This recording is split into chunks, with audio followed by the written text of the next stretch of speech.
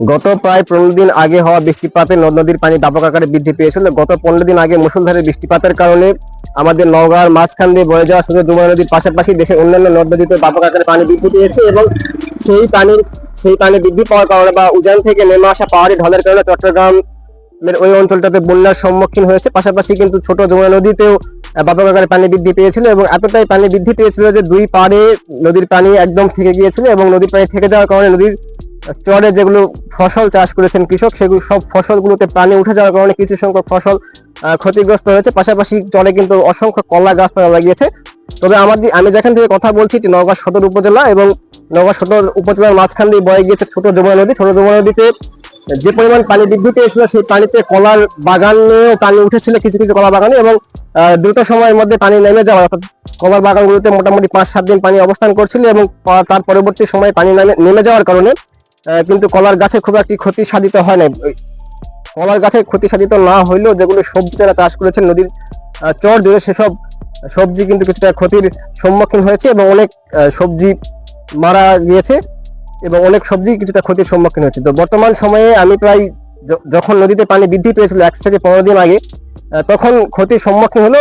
গত 4-5 দিন থেকে নদীতে ব্যাপক আকারে পানি কমছে এবং নদীর পানি কমতে কমতে একদম নদীর মাঝামাঝি পর্যায়ে পানি চলে এসেছে এবং নদীর পাড় থেকেও কিন্তু ব্যাপক আকারে পানি নেমে যাওয়ার কারণে কিছু ফসল রক্ষা পেয়েছে এবং কিছু ফসল ক্ষতিগ্রস্ত হয়েছে।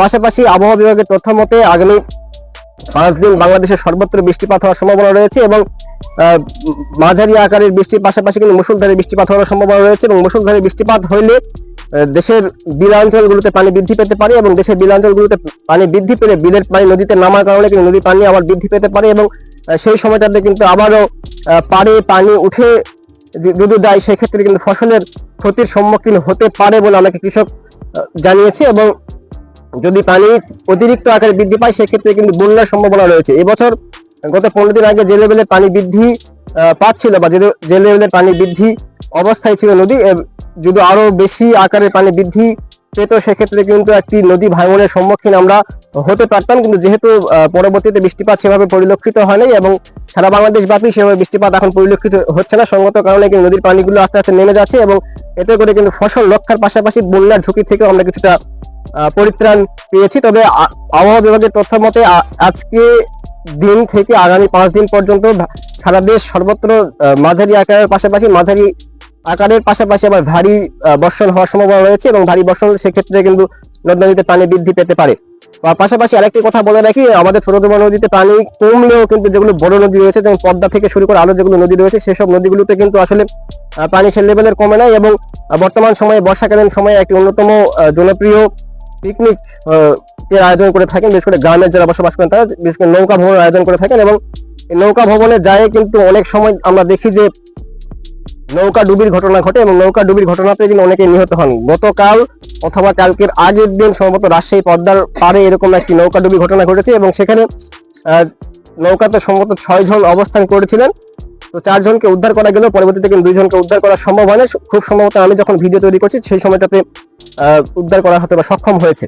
তো পরবর্তীতে আবহাওয়া বিভাগের তথ্য মতে আগামী 5 দিন ভারী বর্ষণের কথা রয়েছে এবং আমি যখন ভিডিও বানাচ্ছি আমি ভিডিও বানানোর আগ মুহূর্তে কিন্তু ধীরে ধীরে বৃষ্টি পরিলক্ষিত হচ্ছিল, কিন্তু এই এখন বর্তমান সময়ে বৃষ্টি পরিলক্ষিত হচ্ছে না এবং গতকাল রাত্রেও কিন্তু মধ্যম আকারের বৃষ্টিপাত অর্থাৎ মাঝারি আকারের বৃষ্টিপাত পরিলক্ষিত হয়েছে আমাদের অঞ্চলে এবং এভাবে যদি বৃষ্টিপাত আগামী 5 দিন অব্যাহত থাকে বা ভারী বর্ষণ হয় সেক্ষেত্রে কিন্তু নদীর পানি বৃদ্ধি পাওয়ার পাশাপাশি বন্যার সম্মুখীন অর্থাৎ নদীর বাঁধের যে পানির ধাক্কা সেটিও পরিলক্ষিত হওয়ার সম্ভাবনা রয়েছে। পাশাপাশি কিন্তু চর ডুবে গিয়ে ফসলের ক্ষতি হওয়ার সম্ভাবনা রয়েছে। তো ছোট যমুনা নদীর পাড় থেকে এই আপডেট নিয়ে আমার কাছে এটুকু তুলে ধরার মতো ছিল। এই ছোট যমুনা নদীর পাড় থেকে এতক্ষণ আমি আপনাদের সঙ্গে ছিলাম সাকিব শাহরিয়ার। তো পরবর্তীতে নদীর পানি যদি বৃদ্ধি পায় সেক্ষেত্রে আমি আবার নদীর পাড়ে এসে নদীর পানির আপডেট জানানোর চেষ্টা করবো। এখান থেকে আমি বিদায় নিচ্ছি। ভিডিও দেখানোর সকলকে অসংখ্য ধন্যবাদ।